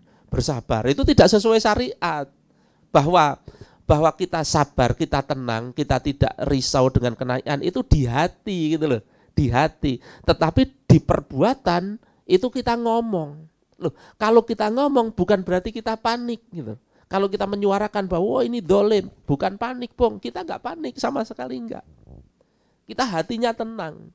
Tetapi apakah tenangnya hati kita itu diiringi dengan diamnya kita melihat kemungkaran? Ya enggak. Kita tetap menyampaikan bahwa itu kemungkaran. Fa'ilam yastati, kalau tidak bisa mengubah dengan mulut, fal yughayyir biqalbihi, maka ubahlah dengan hatimu. Ubah dengan hati itu bagaimana? Persoalannya kan fa'ilam yastati, apabila kamu tidak mampu, tidak bisa mengubah dengan mulut. Tidak bisa mengubah dengan mulut itu apa sih? Bisu kan? Nah, selama jenengan nggak bisu itu maka ya pakai mulut minimal gitu kan. Terus mengubah dengan hati itu bagaimana? Oke, berdoa. Minimal itu tidak ridho gitu loh. Minimal itu tidak ridho. Lah wong jelas-jelas kemungkaran, tata kelola migas dikelola pakai kapitalis kemudian menyengsarakan rakyat, jelas-jelas kedzaliman. Kok jenengan ridho? Maka jatuh. Wadzalika at'aful iman. Dan yang demikian itu bahwa tidak ridho terhadap kemungkaran itu adalah selemah-lemahnya iman. Artinya kalau ridho apa? Tidak beriman. Ada kemungkaran BBM dikelola pakai kapitalis, kemudian dia ridho, bahkan mengajak kita semua untuk diam, kita sabar. Oke, sabar. Secara akidah kita sabar, tetapi secara syariah kita akan menyampaikan itu batil, pengelolaan itu batil gitu. Maka hati-hati teman-teman. Kalau terhadap kedzaliman ini jenengan ridho, maka lemah iman pun tidak. Saya pikir itu yang saya bisa sampaikan. Monggo silakan Mas. Masya Allah, luar biasa sekali. Ini kalimat terakhirnya nih, poinnya nih yang perlu di tagline ini. Jadi kalau misalkan kita ridho, justru malah kita harus mempertanyakan ini. Justru termasuk yang mendukung ini berarti ya, yang mendukung kenaikan. Dan ya masalahnya bukan naik atau tidak naiknya, Bung. Iya. Masa atau tidak naiknya, tetapi pengelolaannya dengan cara kapitalis. Karena kalau ngomong naik, Bung, di era kapitalis pun kadang ya turun gitu. Ya pernah kok turun. Maka masalahnya bukan di 3 kali sampai seperti itu. Masalahnya bukan di naik atau turunnya, tetapi pengelolaan cara kapitalis yang itu pasti menyengsarakan. Gitu. Ada salah satu tokoh tadi negara kita itu yang sempat viral beberapa waktu yang lalu, mungkin sekian bulan itu. Dan salah satu petinggi partai juga yang menyampaikan bahwa kita itu terlalu malu-malu untuk mengakui bahwa negara kita itu memang negara kapitalis. Iya. Ya, Ustaz tahu ya? Tahu. Nah, itu sebenarnya kan sebuah bukan message yang terselubung lagi, itu sudah terbuka. Iya, terbuka. Jadi sebenarnya benarkah kita negara Pancasila yang katanya itu ternyata pelaksananya kapitalis gitu ya? Ya benar, kita negara Pancasila. Iya. Tapi memang Pancasila itu ya begitu. Ya, seperti itu. Bingung gitu kan. Ya, mungkin dia. Loh, emangnya Pancasila itu yang seperti apa? Iya. Ya tadi itu. Bingung juga nih bahasnya nih kan. Iya. Tapi memang itu ketika disampaikan di depan publik ya dan disorot oleh media, yang notabene yang menyampaikan itu adalah satu kubu dengan penguasa saat ini dan memiliki media yang memang sengaja diviralkan. Iya. Sepertinya memang dari kalangan para penguasa yang kebanyakan para pengusaha juga, mereka memang membuka diri dan menyatakan itu semacam disclaimer ya. Iya. Bahwa kita itu memang seperti ini, ya sudah kita harus mengakui bahwa ini persaingan. Iya, ini memang kapitalis itu. Memang benar dia. Memang kita malu-malu mengatakan bahwa kita itu kapitalis. Ya, luar biasa sekali ya. Ini tadi dijelaskan mengenai pengelolaan BBM dan pada akhirnya kita bisa menyimpulkan bahwa yang disampaikan Ustadz Doni ada solusi sebenarnya. Ada solusi yang memang sudah lama kita tinggalkan syariatnya. Dan ini hanya bisa dilakukan oleh sebuah negara yang memang menganut syariat Islam secara murni, konsekuen dan kafah ya. Betul. Kita buka kesempatan Ustaz. Misalkan ada yang ingin berdiskusi ya, boleh ya. Tanya boleh, Ya. menambahkan boleh, menyangkal boleh. Boleh, membantah juga boleh. Boleh. Bagi yang menyaksikan melalui channel YouTube, silakan untuk menanyakan langsung melalui kolom komen dan minta tolong kepada panitia yang untuk menyediakan mic bagi yang bertanya. Oh, sudah ada pertanyaan. Ya. Silakan untuk langsung pertanyaannya. Nanya, Tat. Kalau kita melihat sistem yang tadi sudah dipaparkan Ustadz ya, ada 3 yaitu kapitalisme, sosialisme dan Islam. Ya. Nah, kenapa Islam itu pertama kenapa Islam itu bukan Islame ya? Nggak pakai me gitu loh. Islamisme. Nah, Islamisme, koyone wagu. Nah, Islamisme gitu. Itu yang pertama. Yang kedua, kalau kita melihat negara-negara yang sekarang lagi maju, yang adidaya maju itu kan Cina ya, dengan menggunakan sistem sosialisme. Nah, dulu pernah saya ingat ketika hadir di sini ada Mas Hanafi ketika itu bahwa negara Indonesia itu bukan negara kanan, bukan negara kiri, tapi negara yang bukan-bukan. Saya ingat betul itu negara yang bukan-bukan. Nah, apakah yang bukan-bukan itu terkait yang jadi Pancasila itu kan diklaim sebagai ideologi.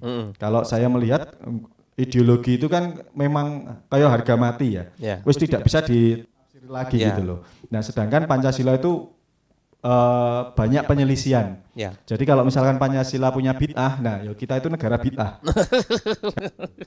Nah, terkait dengan Cina tadi ya, Cina dengan sosialisme itu berhasil ya, negara yang berhasil. Tapi saya melihat apakah benar ini di Cina itu keberhasilan itu didukung dengan ekonomi luar negeri yang berbeda. Saya rasa ekonominya bukan sosialisme ya. Betul. Gitu Tat, maturun. Baik. Iki menjawab kondi iki. Yang pertama yang Islamisme. Pertama itu, terus yang kedua, yang terakhir. Nah, yang tengah-tengah itu bumbune ta. Ya, kenapa Islam bukan Islamisme gitu ya? Iya. Tadi kan ada komunisme, sosialisme. Islam, kenapa enggak Islamisme. Oke. Yang jelas yang dua tadi, komunis dan kapitalis, itu ideologi yang diciptakan oleh manusia. Ideologi yang diciptakan oleh manusia. Sementara Islam itu tidak dari manusia, tapi dari Allah. Tentu jadi berbeda gitu. Tidak bisa kemudian disamakan. Loh, tapi kok terus kemudian disamakan? Nah, disamakan di dalam bidang pengelolaan sumber daya tadi gitu. Tetapi tidak bisa kalau Islam itu disandingkan secara apple to apple dengan kapitalis dan komunis sebenarnya. Tidak bisa. Terlalu agung Islam untuk disandingkan dengan itu. Nah, makanya ini sebenarnya disandingkan dalam konteks pengelolaan ekonomi, pengelolaan BBM, dan pengelolaan negara. Karena nanti kalau boleh saya katakan, Islam itu beyond ideologi maupun beyond agama. Maka tidak bisa terus kemudian Islam itu disebut isme, seperti halnya komunisme gitu. Jadi menyempitkan Islam. Maka Islam itu kita kembalikan kepada makna pada nama asli dari bahasa Arab yang ya Islam itu tadi. Karena isme itu sendiri kan sebenarnya sebuah tambahan, sebuah imbuhan dari bahasa Inggris itu.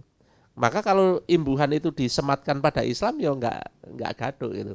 Secara bahasa seperti itu. Tetapi secara filosofis bahwa Islam itu jelas-jelas berbeda dengan kapitalisme maupun komunisme. Kalaupun tadi itu saya komparasikan, itu komparasi dalam bidang pengelolaan BBM, pengelolaan ekonomi dan pengelolaan negara. Itu yang soal Islamisme. Terus yang kedua tadi Mas? Yang Cina okay. tadi.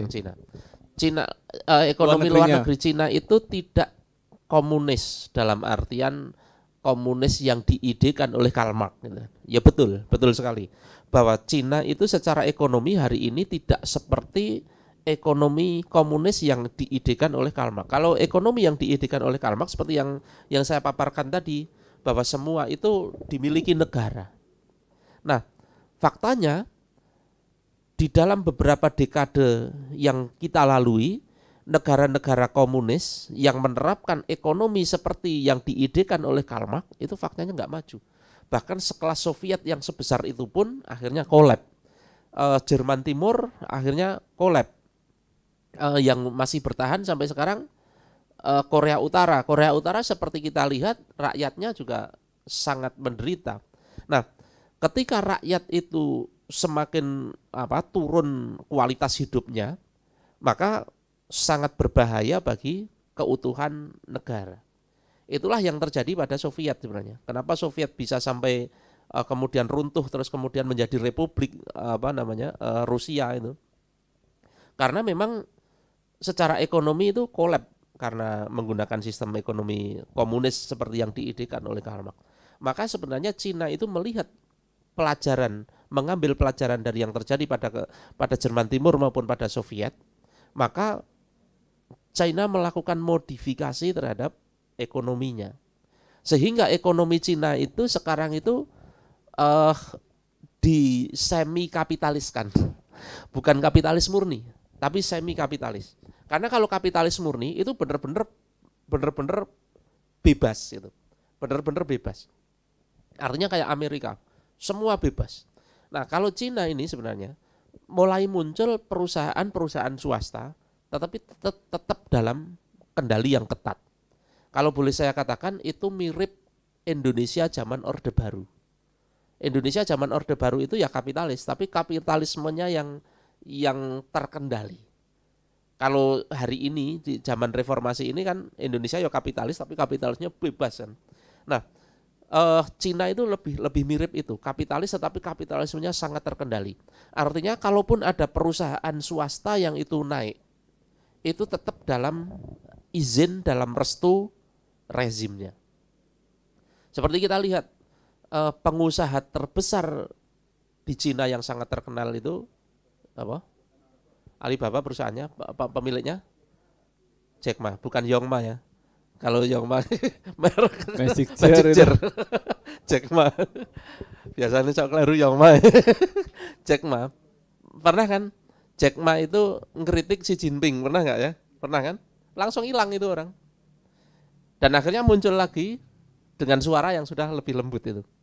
Artinya kalau seperti itu tidak bisa terjadi di Amerika gitu. Hal seperti itu tidak bisa. Kalau seorang pengusaha itu sudah melakukan sebuah manuver itu bisa jadi benar-benar justru menggoncang politiknya. Misalnya kalau di Amerika yang pernah kita lihat ya bagaimana Trump seorang ekonom pebisnis yang akhirnya menduduki kekuasaan. Kalau di Cina nggak bisa seperti itu, tetap masih dalam kendali. Perusahaan-perusahaan swasta yang ada di Cina itu semuanya dalam kendali.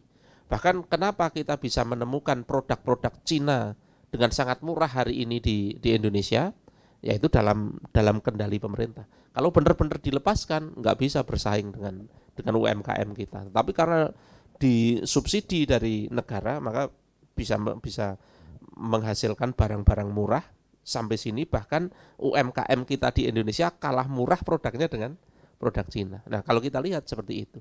Nah, dengan itu kita lihat Cina lumayan sukses untuk mengantarkan dirinya sejajar hampir sejajar dengan Amerika gitu. Nah, kalau kita lihat memang begitu. Negara-negara yang mengemban ideologi itu dia akan mencapai kejayaan. Sekali lagi, negara-negara yang mengemban ideologi itu akan mencapai kejayaan. Mengemban ideologi itu maksudnya begini.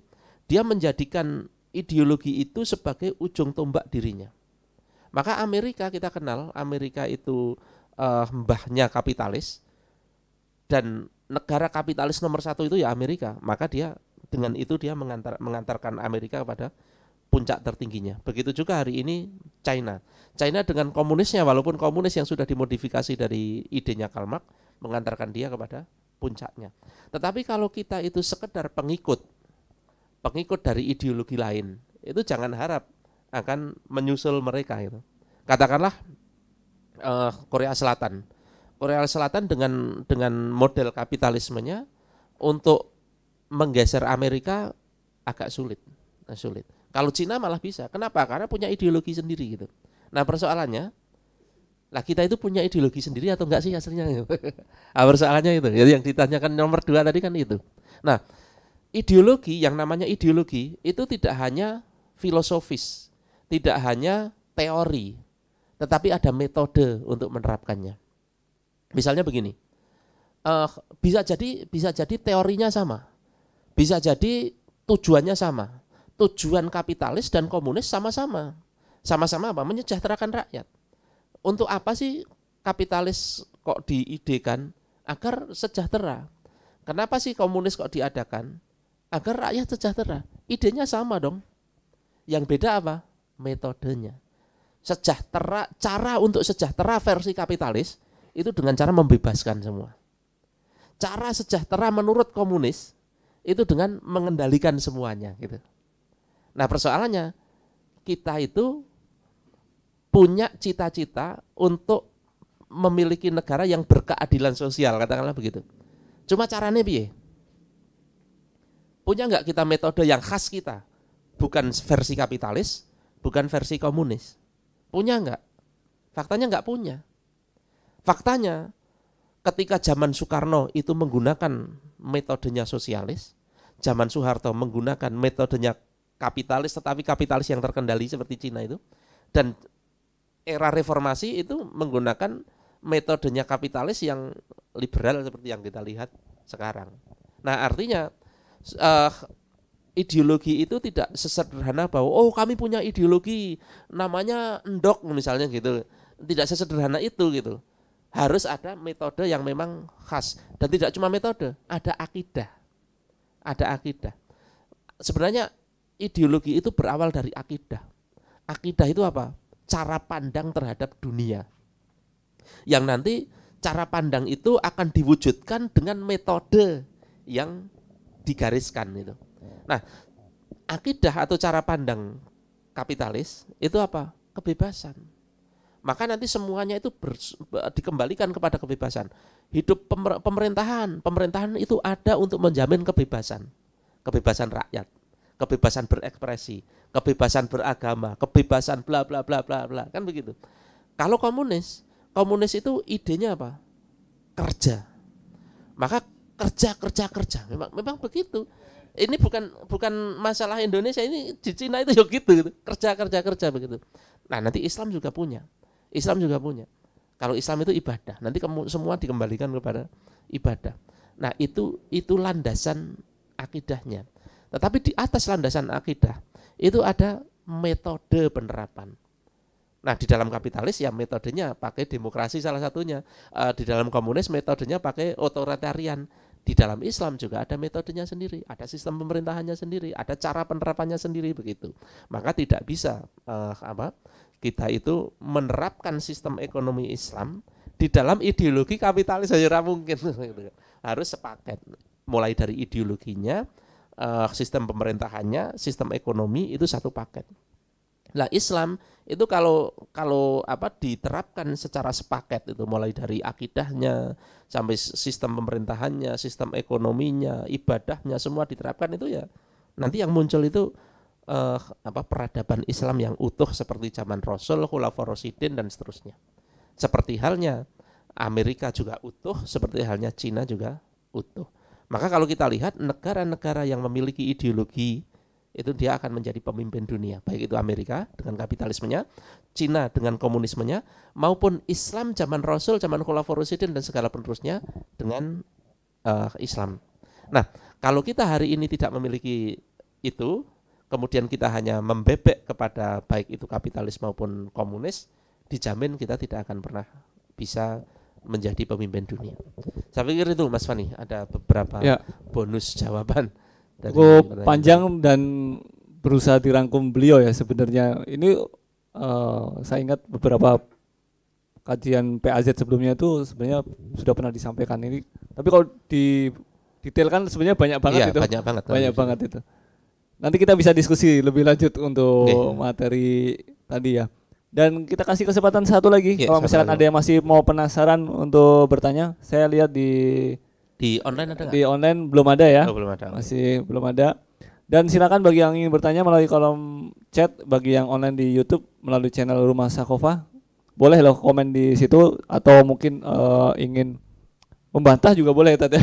Ya, boleh. Membantah boleh lah, kita diskusi, kita bebas ya di sini. Supaya nanti kita lebih bisa menambah wawasan dan tidak sempit pikiran kita menyikapi sebuah peristiwa yang memang terus berulang ada di negara kita. Silakan, ada yang mau bertanya? Kalau misalkan tidak ada, saya yang bertanya nih. Tidak ada ya? Ya. Gini Tat. Nggih. Untuk kondisi seperti ini ya. Kondisi BBM sudah naik nih. Ini sudah naik nih. Faktanya seperti itu. Dan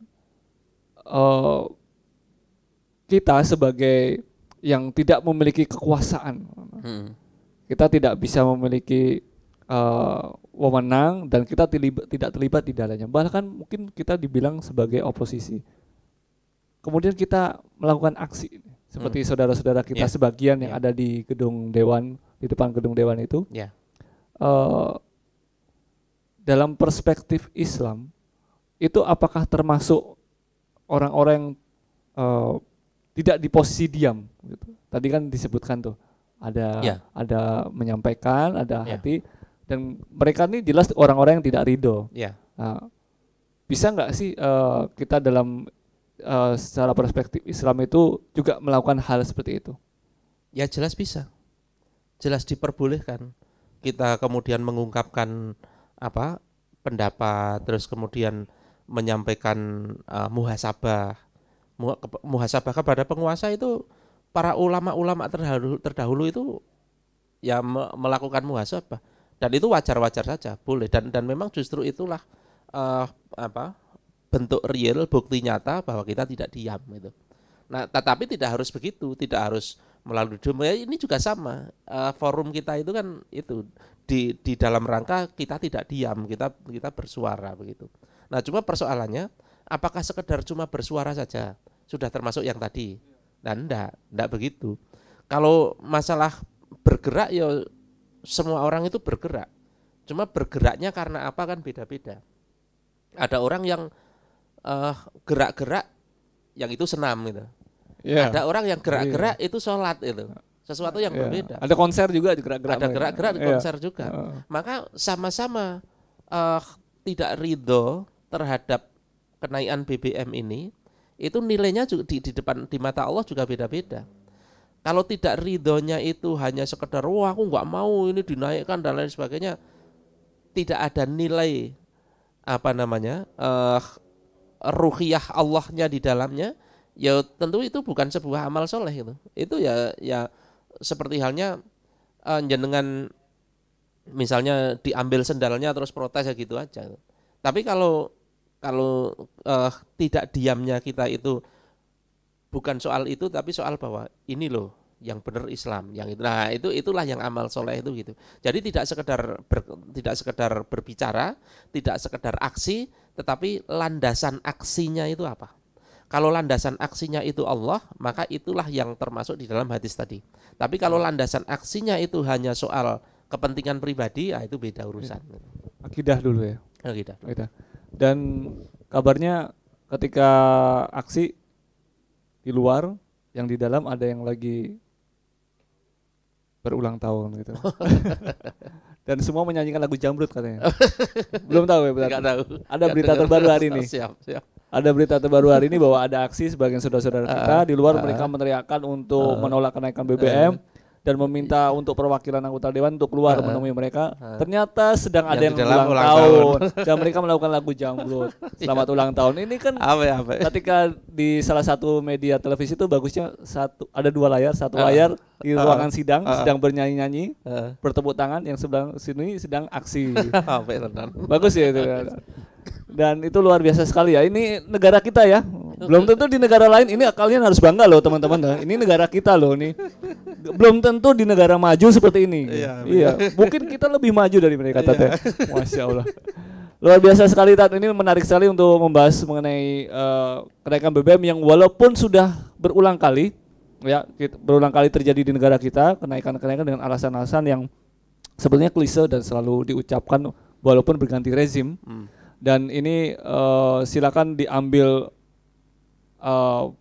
pengalaman-pengalaman yang lalu dan kita simpulkan sendiri mana yang terbaik. Dan karena di kajian pada malam hari ini waktunya sudah terbatas, Ustadz, dan pada pembahasan-pembahasan yang akan datang tentunya kita akan sampaikan mengenai berita-berita terupdate yang tentu saja sesuai dengan perspektif kita yang memiliki keyakinan berbasis agama Islam.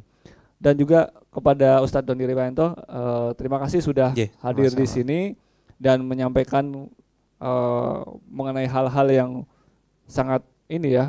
Sebenarnya ini agak sedikit sensitif bagi sebagian orang dan anggap tabu, tapi kita tetap harus menyampaikan, kita tidak bisa diam sebagai bukti bahwa kita tidak ridho.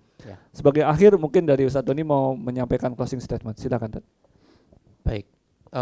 Jadi mempertebal yang terakhir tadi, Muslimin itu punya dua perspektif, satu perspektif akidah, satu perspektif syariah. Dan ini jangan salah tempat. Akidah itu nanti penempatannya itu di hati, untuk menguatkan hati, untuk menguatkan mental kita, ketetapan kita, sehingga kita siap, tidak grogi, tidak apa itu ya, menghadapi kenyataan.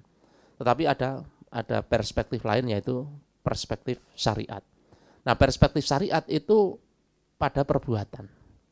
Maka salah sasaran menggunakan dalil-dalil akidah untuk mendalili perbuatan. Karena akidah itu tempatnya itu di dada, tempatnya itu untuk memperkuat sikap kita. Sementara dengan akidah pula kita juga berani menyuarakan kebenaran. Walaupun menyuarakan kebenaran itu tidak mudah loh, tidak ringan loh.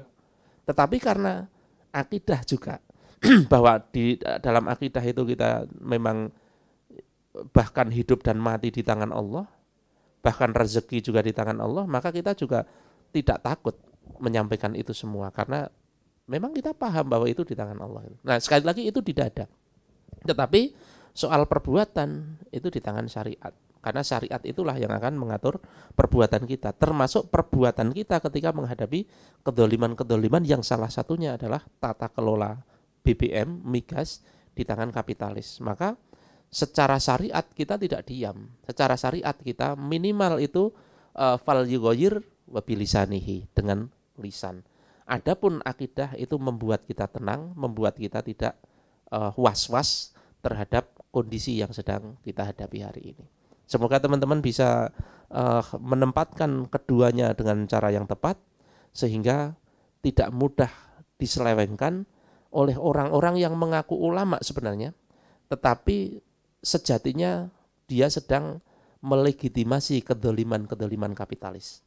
Bisa jadi menggunakan dalil-dalil Islam tetapi salah tempat dan tujuannya untuk melegitimasi kedoliman kapitalis. Semoga kita bisa mengambil pelajaran, saya sendiri juga bisa mengambil pelajaran, dan Allah mencatat ini sebagai amal soleh, sehingga ketika di yaumil hisab kelak ketika ditanya, kemarin di dunia ada kedoliman seperti ini, apa yang kamu lakukan? Ya minimal saya nulis, minimal saya berbicara, minimal saya nge-share, dan lain sebagainya. Tidak justru mendukung kedoliman dengan pura-pura bersabar dan lain sebagainya. Matur nuwun, mohon maaf sebesar-besarnya. Wassalamualaikum warahmatullahi wabarakatuh. Waalaikumsalam warahmatullahi wabarakatuh. Apa yang kamu lakukan? Saya nge-MC-in beliau. Minimal saya punya hujat. Ya. Yang ngomong dapat pahala ya. Nanti kita bagi-bagi ghanimah lah di atas sana ya. Masya Allah, luar biasa sekali. Dan rekan-rekan semua, mudah-mudahan kita dicatat sebagai orang yang tidak diam melihat kedoliman yang ada di negara kita, dan semoga kita semua dicatat sebagai seorang yang mendapat pahala karena kita hadir di sini untuk ikut kajian yang memang kita sebagai umat Islam merindukan mengenai syariat-syariat yang seharusnya kita terapkan namun tidak bisa kita terapkan. Dan semoga kita semua yang hadir di sini dicatat sebagai orang-orang yang berjuang untuk menegakkan syariat Islam, dan kita semua insya Allah akan memiliki hujah yang sama ketika ditanya di yaumul kiamat nanti, dan insya Allah kita akan bertemu di pintu surga dan bertetangga di sana. Amin amin ya robbal alamin. Demikian dari kami. tim dan kru Puzzle Akhir Zaman bersama Rumah Sakofa dan Hero Management. Terima kasih atas kebersamaan kita pada malam hari ini. Insya Allah kita akan ketemu lagi di kajian puzzle Akhir Zaman. Ini kenapa bisa dibelibet ya? Kurang minyak tat, BBM-nya kan mahal tat ini. Kita ketemu lagi di kajian puzzle Akhir Zaman di hari Rabu minggu ketiga insya Allah. Sampai ketemu lagi di kesempatan berikutnya. Kita membaca hamdalah. Alhamdulillahirabbil alamin. Kita lengkapi dengan doa kafaratul majelis. Subhanallah wa bihamdika asyhadu an la ilaha illa anta astaghfiruka wa atubu ilaik. Saya Dimas beserta dengan seluruh panitia mengucapkan jazakumullahu khairan khairan. Wabillahi taufiq wal hidayah. Wassalamualaikum warahmatullahi wabarakatuh.